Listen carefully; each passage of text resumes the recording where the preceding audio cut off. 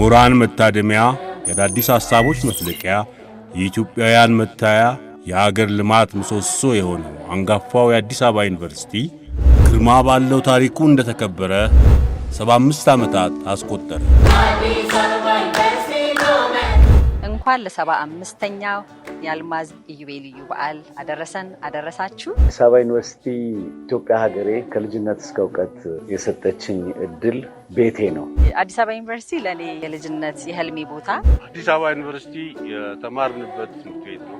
ለኔ አዲስ አበባ ዩኒቨርሲቲ ከአጥር ውጪ ሲሆን ለመግባት በጣም ዊሽም ማረገው የምመኝበት ቦታ፣ ገብቼ ደግሞ ህልሜን እውን ያደረኩበት ትልቅ ተቋም ነው። ፊደል መቁጠር ብቻ ሳይሆን ፍቅር፣ ራሴን ያወቅኩበት፣ ህልሜን ያገኘሁበት፣ ማህበራዊ ኑሮ፣ ሀገሬን ያወቅኩበት፣ አስተዳደር፣ ህዝቦቿን ያወቅኩበት፣ ሌላኛው የህይወት ገጽን ያገኘሁበት ብዙ ነገር የሙያዬ ማርቀቂያ፣ የኔነቴ ደግሞ በእውቀት መላቂያ፣ ከሰው ጋር እንዴት ሊኖር እንደሚችል ሁሉ የተማርንበት ያወቅንበት ትልቅ ተቋም እንደሆነ ነው መናገር የምፈልገው።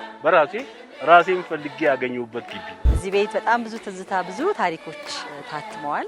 ከአዲስ አበባ ዩኒቨርሲቲ ጋር ትዝታ ያላችሁ፣ ወደፊት ትዝታችሁን ማጋራት የምትፈልጉ ከታህሳስ 18 እስከ ታህሳስ 24 ድረስ አዲስ አበባ ዩኒቨርሲቲ ወደ ቤታችን ጠርቶናል።